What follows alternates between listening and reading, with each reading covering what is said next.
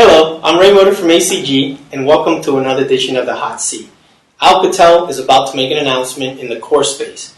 Joining us today is Basil Alwan, who's president of Alcatel's IPD group. Basil, thanks for joining us. Glad to be here. And I appreciate you joining the Hot Seat. Definitely. As we do in the Hot Seat, we'd like to get right to the point. Yep. Now, if we look at this duopoly regarding the core, it's been a lot of smart people that really try to get into the core. I mean, I could think of a dozen off the top of my head.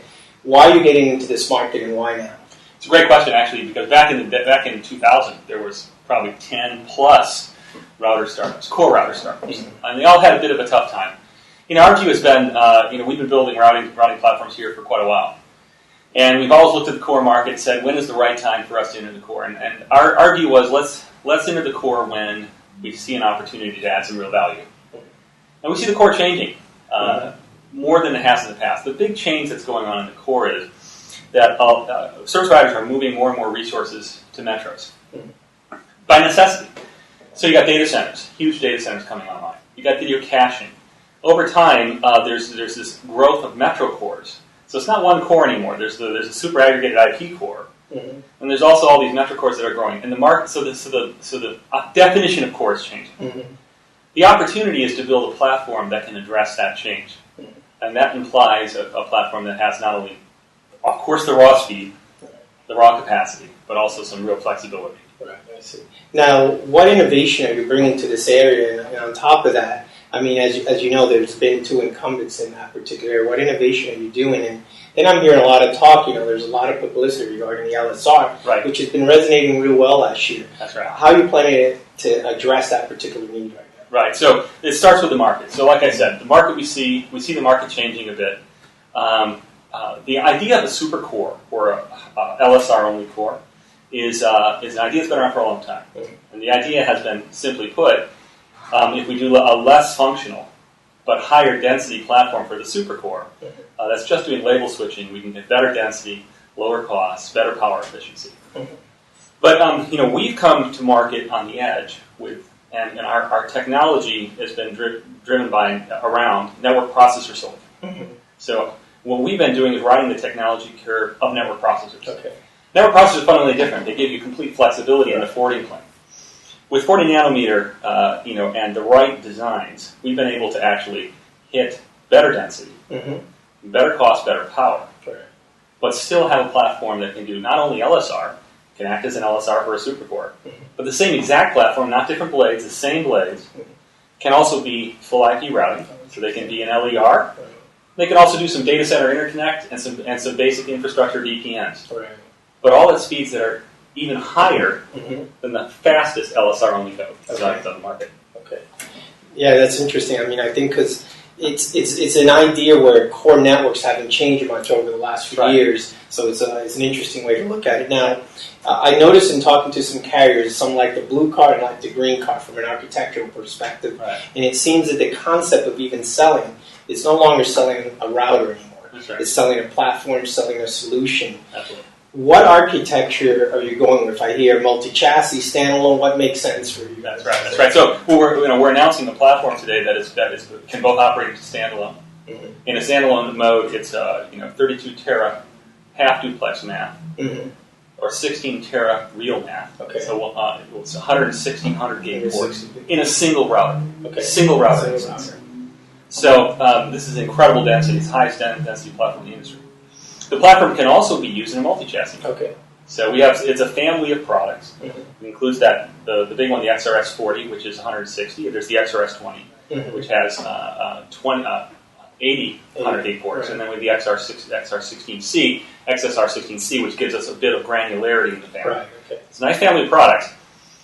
The XRS20 and the XRS40 can either operate standalone, or they can be built into a multi-chassis. So it gives our customers the ability to have the best density on a standalone basis, but also build multi-chassis variants. Another thing we want to talk about is distraction. And what I mean by distraction is you've been very successful in the edge. I think, correct me if I'm wrong, but I think you had about $2 billion record last year in revenue. So you've had that success. Do you feel that this potentially could be a distraction and you're spreading you and your staff too thin?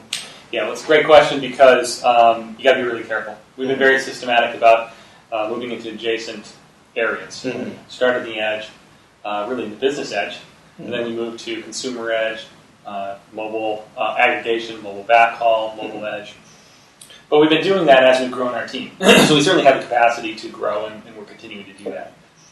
But there's two comments I want to make about the distraction you're commenting on. First, our customers are increasingly wanting the whole solution. Now, that doesn't mean they're going to buy everything from one vendor. But it means the vendors that do have in the IP space, they want them to have a technology base that helps them with not only their today problem, which is I need this node that has this characteristic, but maybe as important or more importantly, their long-term problem. And that is, in 5 years, I want to converge these end networks into a much smaller set of networks. Less OSS, stacks, less stack. If they're going to do that, they need a platform that gives them that leverage. And so that implies that we need to build a common set of platforms, common set of tools, common management, and we've done that.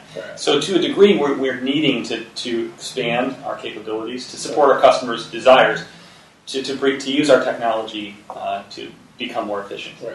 The second comment I want to make is that we have really used a lot of leverage here. What we've really done is taken our core technology base, which is SROS, industry tested in 400 service provider networks running some of the most large and complex networks on the planet.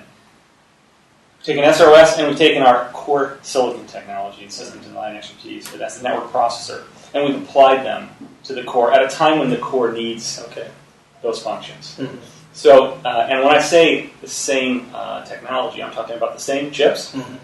And when I say the same SROS, I'm talking about the same binary, not a marketing, PowerPoint. Yes, it's SROS. It's literally the same binary. So you get a tremendous amount of leverage out of the technology. It helps our customers, helps us. Now, what we always try to do when we talk about product announcement, because a lot of this video is distributed to service providers in Wall Street, is when is the product going to ship? I mean, is it something that's going to be a few years from now? What's the time frame on this? Yeah, this product, the XRX20, which is the flagship product. I guess they're all the flagship product. They're going to ship in Q3. Q3. So this is in our customers today. This has already been running full configs in certain networks. And it will ship for revenue in Q3. The XRS40 and the XRS16C will follow on and ship in first half of 2013. But the platform is, we're going to demonstrate the XRS40, the biggest one, at the announcement. So the platform's up and running. It's going into customers now. It's real now. Well, I want to wish you luck, Basil. Thanks so much for being on the hot seat, especially on the hot seat with Basil and Ray Moda. Thank you very much.